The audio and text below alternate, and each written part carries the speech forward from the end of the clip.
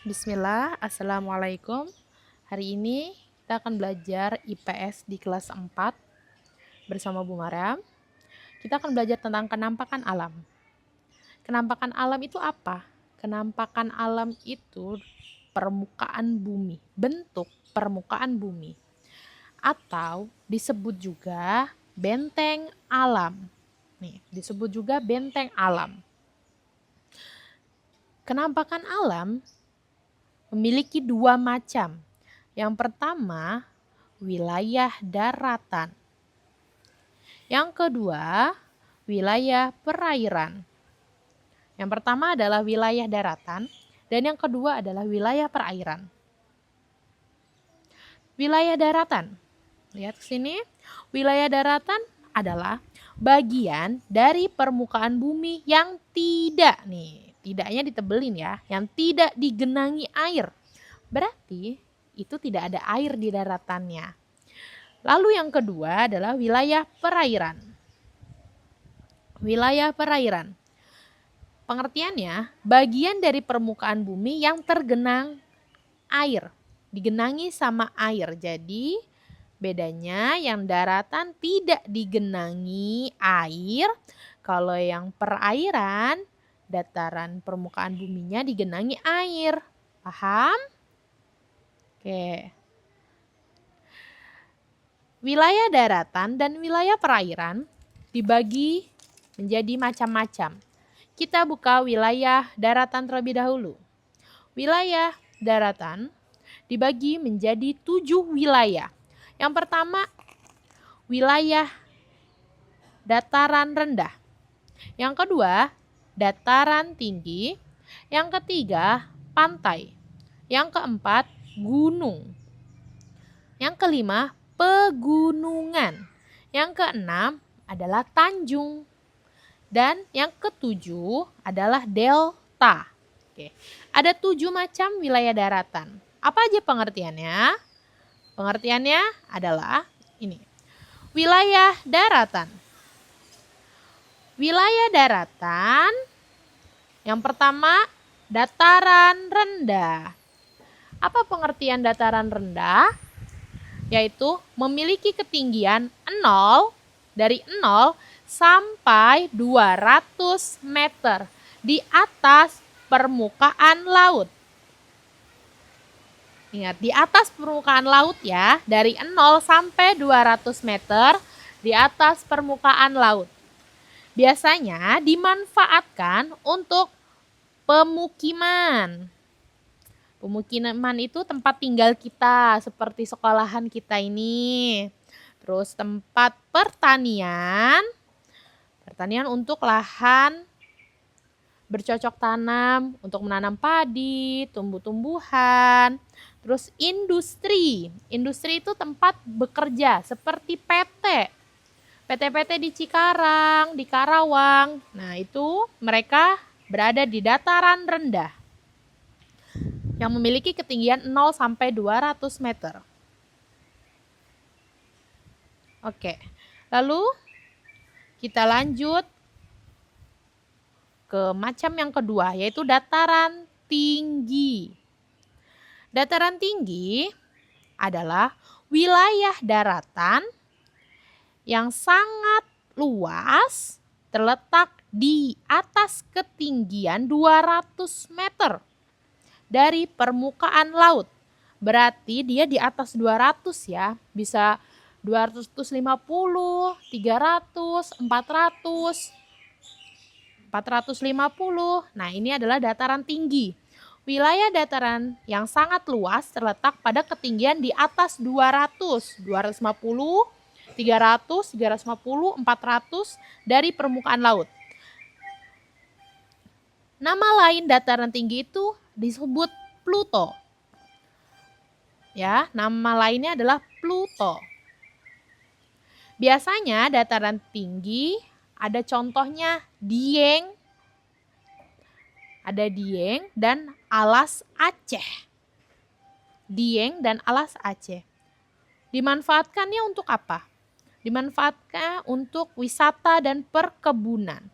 Contohnya ada perkebunan buah, Ini biasanya ada di dataran tinggi, makanya ada tempat wisata yang menyajikan boleh memetik stroberi sepuasnya. Nah, itu mereka biasanya ada di dataran tinggi, ada di Puncak Bogor, terus ada perkebunan teh, ada juga di Puncak Bogor, ada juga di Magelang, terus ada perkebunan cengkeh.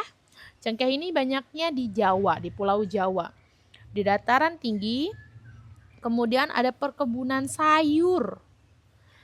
Sayur-sayuran kita akan semakin subur karena dia di dataran tinggi dan tanahnya juga bagus. Dan yang terakhir ada perkebunan kopi. Dan ada juga sebagai tempat wisata. Oke, ini manfaat dari dataran tinggi. Sekarang kita masuk ke macam yang ketiga, yaitu pantai. Pantai adalah wilayah perbatasan antara laut dan daratan. Ingat, pantai adalah perbatasan antara laut dan daratan. Dimanfaatkannya sebagai tempat wisata. Siapa yang dari kalian pernah ke pantai untuk berenang, untuk camping, terus melihat sunset? Pantai apa sih contohnya? Ada Pantai Sanggigi di NTB, lihat bagus banget kan. Terus ada kapal-kapal, nah biasanya nelayan juga pada mencari rezekinya di sini nih, di pantai ini. Kemudian ada Pantai Kasih Aceh yang Masya Allah indah sekali. Ini adalah contoh dari pantai.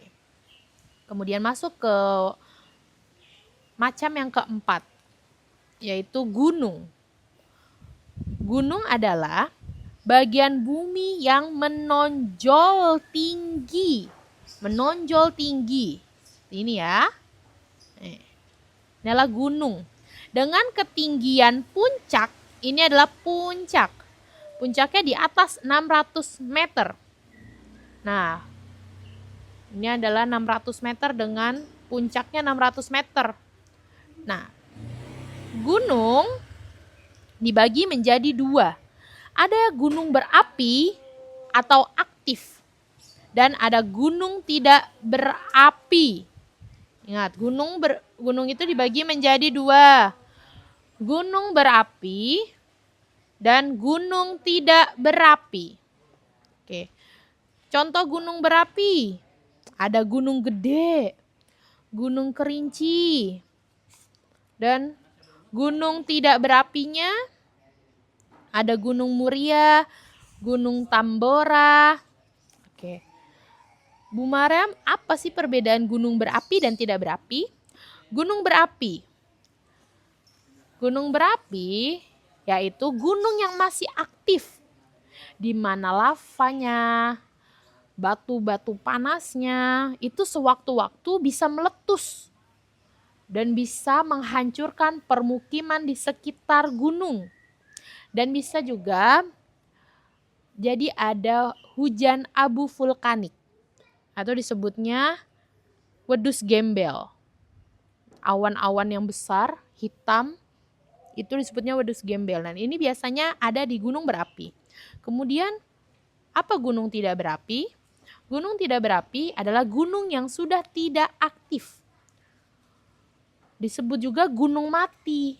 Nah, ini lebih aman. Jadi dia tidak ada waktu atau tiba-tiba dia meletus. Karena ini aman untuk ditinggali. Contohnya ada tadi Gunung Muria dan Gunung Tambora. Kemudian ini contoh-contohnya. Gunung Gede itu yang ini, Gunung Gede Pangrango. Ada yang tahu ini di mana? Terus ada Gunung Muria juga. Nih. Gunung Gede Pangrango ada di Jawa Barat. Kalau Gunung Kerinci ada di Jambi. Sedangkan gunung yang tidak aktif yaitu Gunung Muria dan Gunung Tambora. Gunung Muria ada di Jawa Tengah dan Gunung Tambora ada di NTB. Oke, lanjut ke macam yang kelima, yaitu pegunungan. Ini beda ya. gunung dan pegunungan. Kalau pegunungan, rangkaian gunung yang sambung menyambung. Jadi mereka itu saling nyambung. Nih, jadi saling nyambung. Oke, kalau gunung dia bisa sendiri. Dia bisa sendiri dan aktif. Ada yang tidak aktif juga. Kalau yang pegunungan itu biasanya ada beberapa gunung. Contohnya di Gunung Kendeng. Lihat, ada beberapa pegunungan. Ada ini. Nih, banyak kan puncaknya? Nah, beda. Pegunungan adalah gunung yang sambung menyambung satu sama lain. Saling nyambung ya, saling nyambung. Terus dimanfaatkannya untuk apa, Bu? Manfaatnya untuk tempat wisata dan udaranya sangat sejuk. Bagus untuk paru-paru. Contoh gambarnya Pegunungan Kendeng. Nih, Pegunungan Kendeng.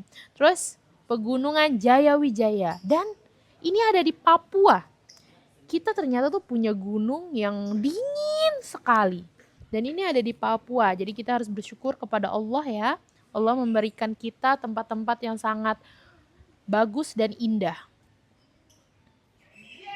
Kemudian lanjut ke 6.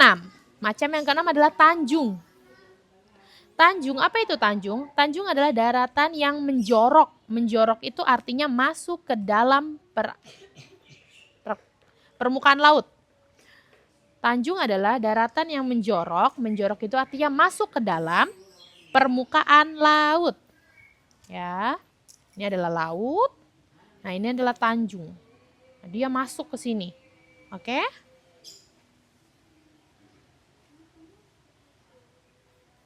Kemudian, tanjung disebut juga ujung. Tanjung disebut juga ujung. Tanjung yang luas disebut semenanjung. Tanjung yang luas disebut semenanjung. Kalau tanjung saja disebut ujung. Oke. Terus contoh tanjung ada 2. Tanjung Perak, lihat Tanjung Perak.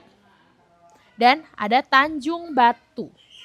Ada Tanjung Perak dan Tanjung Batu. Kemudian yang ke-7 ada delta. Apa itu delta? Delta adalah daratan ada di tengah sungai. Nih, daratan ada di tengah sungai. Kita lihat contohnya adalah Sungai Bengawan. Kalian lihat ini adalah sungai. Ini adalah sungai, tapi di sini ada daratan. Ini ada daratan, di sini ada daratan, ini ada daratan. Nah, ini disebutnya delta. Oke, ini adalah wilayah daratan. Sekarang kita masuk yang ke B. Yang ke B.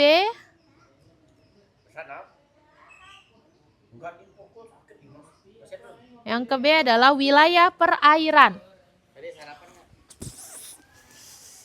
Wilayah perairan. Wilayah perairan itu dibagi menjadi 1, 2, 3, 4, 5, 6. Ada 6.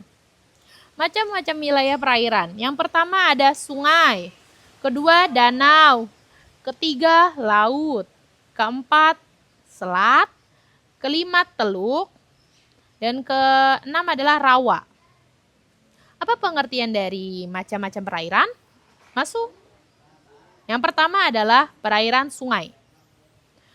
Yang A ya, A sungai. Apa itu sungai? Sungai adalah aliran air yang panjang berasal dari mata air dan bermuara berakhir di laut.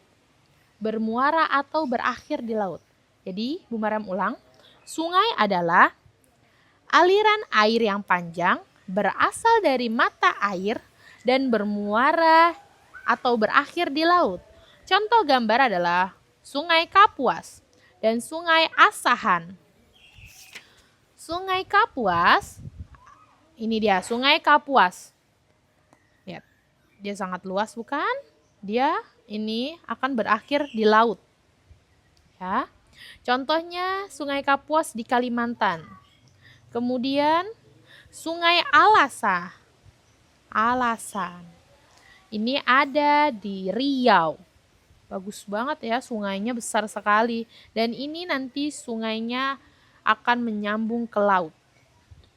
Terus yang kedua atau yang ke B tentang danau. Danau adalah genangan air yang sangat luas. Genangan air yang sangat luas dikelilingi itu artinya di pinggir-pinggirannya adalah daratan. Kalau yang kecil-kecil di taman itu kan ada tuh, itu namanya kobangan air. Kobangan air itu ada airnya, pinggir-pinggirannya adalah daratan. Nah, itu contoh kecilnya. Tapi kalau danau adalah genangan air yang sangat luas dan dikelilingi oleh daratan pinggir-pinggirannya. Nih, contohnya ada Danau Toba. Lihat, Masya Allah. Ini adalah air. Tapi di pinggirannya adalah daratan. Ada daratan. Ada daratan di pinggirannya. Biasanya ini untuk destinasi. Danau Toba ada di Sumatera Utara. Kemudian contohnya adalah Danau Batur. Ini adalah airnya. Kemudian ini daratan. Dan yang memfoto di sini itu juga daratan. Nah, Danau Batur ada di Bali. Kita lanjut yang ketiga yaitu laut. Apa pengertian laut? Laut adalah perairan yang sangat luas dan ciri airnya asin. Laut adalah perairan yang sangat luas dan ciri airnya asin. Contoh gambar lautnya ada Laut Jawa dan Laut Banda. Ini dia gambarnya. Laut Jawa, lihat kita itu bagus tahu. Di Jawa ini kita punya lautan yang sangat indah. Terus di sini ada Laut Banda Neira.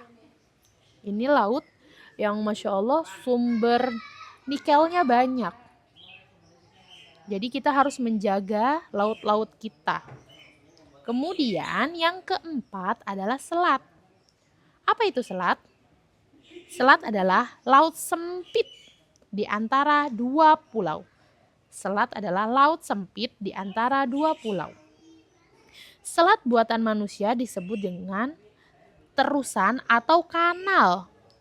Selat buatan manusia disebut dengan terusan atau kanal. Nah, dimanfaatkannya untuk apa Bu Maryam? Manfaatnya adalah transportasi antar pulau.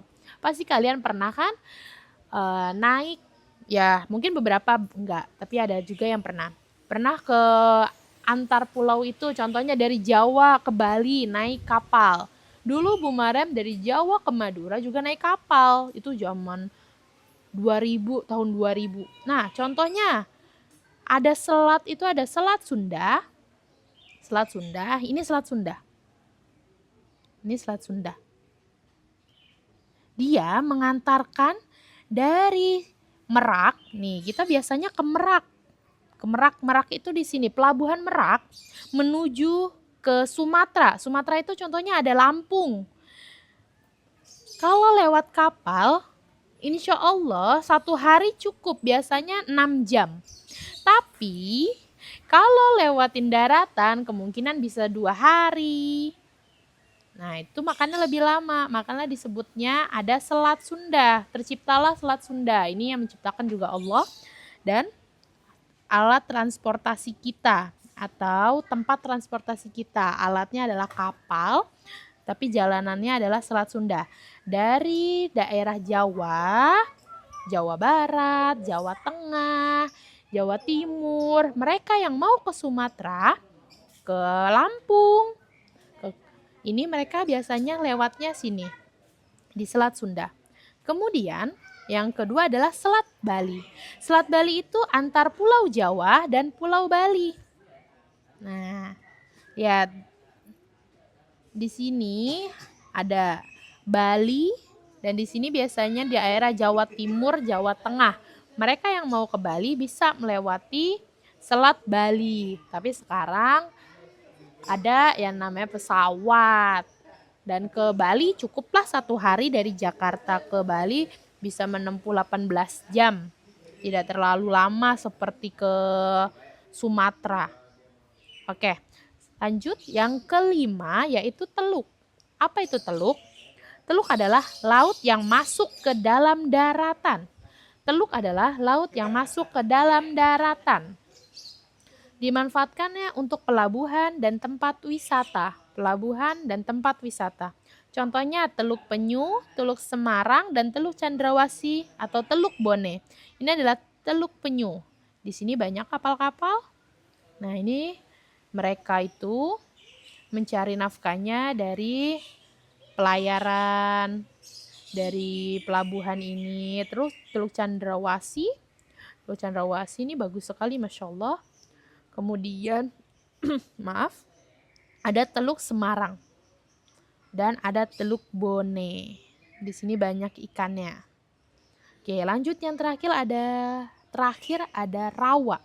Rawa adalah daerah yang digenangi air dengan tanah yang berlumpur. Rawa adalah daerah yang digenangi air dan tanah yang berlumpur. Biasanya ada di pantai. Manfaatnya penting untuk mencegah terjadinya kerusakan dan pencemaran lingkungan. Ya, manfaat rawa adalah mencegah kerusakan dan pencemaran lingkungan. Oke. Sekian materi kenampakan alam yang bisa Bu Mariam kasih penjelasan. Semoga kalian memahaminya. Nanti akan ada tugas yang Bu Mariam kirim. Assalamualaikum warahmatullahi wabarakatuh.